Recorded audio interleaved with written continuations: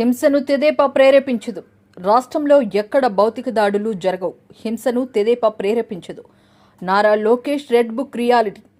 IPC సెక్షన్ల power ఏంటో చూపిస్తాం. రెడ్ బుక్లో పేర్లు నమోదైన పిల్ల సైకోలు, అవినీతి పరులైన అధికారుల సంగతి తేలుస్తాం. చట్టానికి లోబడే గట్టిగా బుద్ధి చెబుతాం. దీనిలో రాజీ పడే ప్రసక్తే లేదు. పిల్ల సైకోలంతా ఈ విషయాన్ని గుర్తుపెట్టుకోవాలి. గత 5 ఏళ్లలో వైకాపా నేతలు ఎన్నో పాపాలు చేశారు. దేవాలయం లాంటి మా కార్యాలయంపై దాడికి పాల్పడ్డారు. అప్పుడు మీకు ప్రజాస్వామ్యం గుర్తుకు రాలేదా? మాచర్లలో బోండా ఉమా, బుద్ధ వెంకన్నపై దాడి చేసినప్పుడు చంద్రబాబు అమరావతి పర్యటనలో ఆయనపై రాళ్లు, కర్రలు వేసి మాది భావ ప్రకటన స్వేచ్ఛ అని చెప్పి కలరింగ్ ఇచ్చినప్పుడు ప్రజాస్వామ్యం గుర్తుకు రాలేదా అని ప్రశ్నించారు. గుడివాడ గుట్కా గారిని అడుగుతా ఉన్నా, ఎరా కొడాలి నాని, ఎవర్రా చంపింది?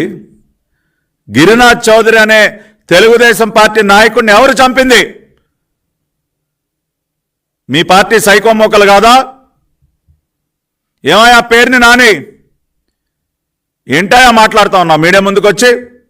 కౌంటింగ్కి 2 రోజుల ముందున నువ్వు వచ్చి మాట్లాడినటువంటి మాటలేంటి?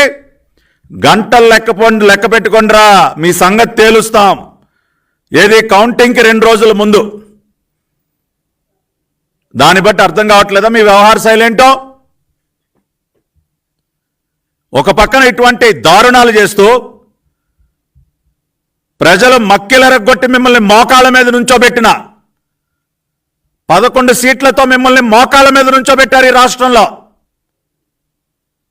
ప్రజా తీర్పు ఆ విధంగా ఉన్నా కూడా ఇంకా బుద్ధి తెచ్చుకోకుండా ఈ సైకో చేష్టలు, ఈ దారుణాలు, ఈ హత్యలు ఇంకా కొనసాగిస్తూ నంగనాచుల్లాగా వచ్చి నీతులు మాట్లాడతారా? ప్రజాస్వామ్యాన్ని రక్షించాలంట. రాష్ట్ర గవర్నర్ గారి దగ్గరికి వెళ్ళి విన్నపాలు ఇస్తారు. విన్నపాలు ఇదా ప్రజాస్వామ్యాన్ని రక్షించడం అంటే? మా పార్టీ నాయకుల్ని అత్యంత దారుణంగా చంపటమా ప్రజాస్వామ్యాన్ని రక్షించడం అంటే? నేను సూటిగా అడుగుతా ఉన్నా, తెలుగుదేశం పార్టీ నాయకుల్ని కిరాతకంగా చంపటాన్ని ప్రజాస్వామ్యాన్ని రక్షించడం అంటారా?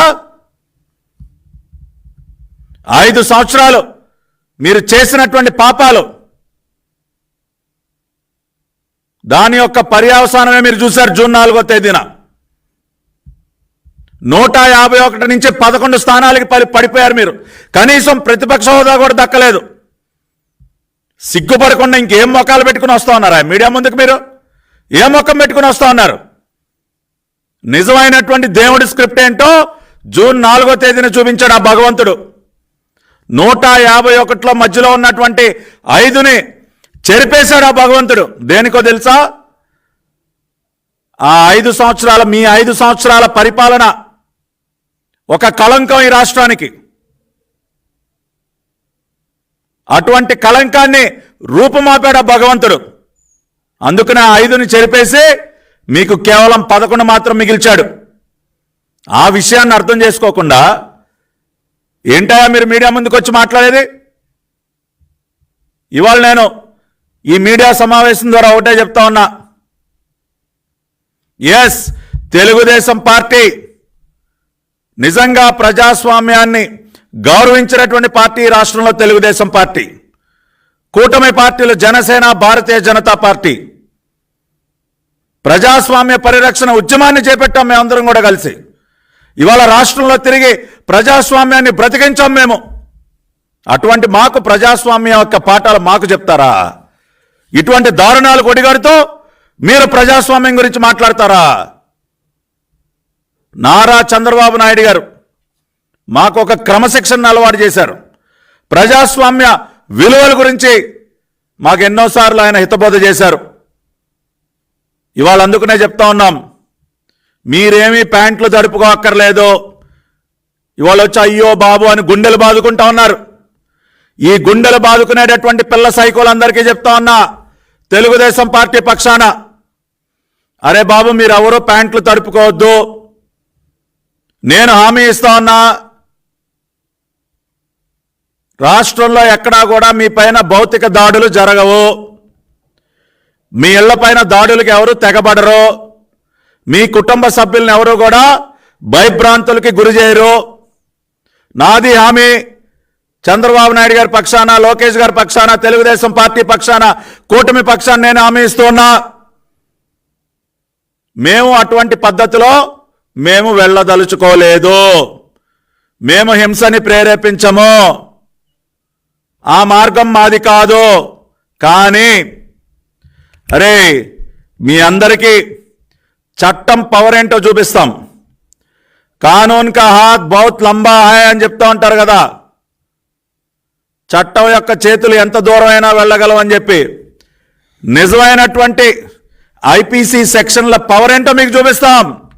దానిలో ఎక్కడా కూడా రాజీ పడదలుచుకోలేదు. లోకేష్ గారి red book is a reality, అది గుర్తుపెట్టుకోండి. మీరు పిల్ల సైకోలందరికీ చెప్తా ఉన్నాం, లోకేష్ గారి red book is a reality. ఆయన ఊరికనే సరదాగా ఓపలేదు రెడ్ బుక్. ఐపీసీ సెక్షన్ల పవర్ చూపిస్తాం.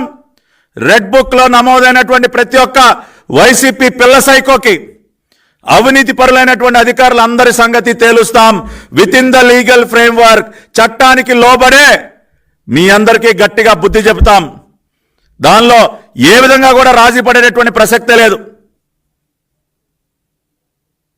ఎన్ని పాపాలు చేశారా మీరు 5 సంవత్సరాల కాలంలో? దేవాలయం లాంటి మా కార్యాలయం పైన దాడి చేశారు. ఇదే పార్టీ కార్యాలయం పైన దాడి చేసిన రోజున మీకు ప్రజాస్వామ్యం గుర్తుకు రాలేదా? ఇవాళ ప్రజాస్వామ్యం గురించి మాట్లాడుతూ ఉన్నారు.